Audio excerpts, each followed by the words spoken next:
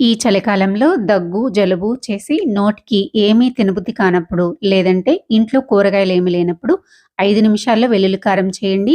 వేడి వేడి అన్నంలోకి నెయ్యి వేసుకొని తింటే ఒక్క మెతుకు కూడా మిగల్చకుండా తింటారు. అంత బావుంటుంది. ముందుగా ఒక మిక్సీ గిన్నె తీసుకొని 3 స్పూన్ల కారము, హాఫ్ స్పూను ఉప్పు, హాఫ్ స్పూన్ జీలకర్ర, 15-20 వెల్లుల్లి రెబ్బలు పొట్టు తీసుకొని వేసుకొని ఇలా మెత్తగా గ్రైండ్ చేసుకొని ఒక కళాయి పెట్టేసుకొని అందులోకి 4, 5 స్పూన్ల వరకు ఆయిల్ వేసుకొని పోపు దినుసులు, ఎండుమిర్చి కట్ చేసుకొని వేసుకొని ఇవి వేగిపోయాక కరివేపాకు వేసేసుకొని ఫ్రై చేసుకున్న తర్వాత మనం చేసి పెట్టుకున్న కారాన్ని ఇందులోకి వేసేసుకొని బాగా కలిసిపోయేలాగా కలిపేసేసుకొని సర్వ్ చేసుకోండి. మీరు టిఫిన్స్‌లో కనుక చేసుకునేటట్లయితే కొంచెం వాటర్‌ని కానీ లేదంటే పెరుగును కానీ యాడ్ చేసుకొని దోస, ఇడ్లీలోకి కూడా సర్వ్ చేసుకోవచ్చు. చాలా బావుంటుంది. తప్పకుండా ట్రై చేసి మీకెలా వచ్చిందో కామెంట్ చేయండి. వీడియో నచ్చితే లైక్ చేసి సబ్స్క్రైబ్ చేసుకోండి. Thanks for watching.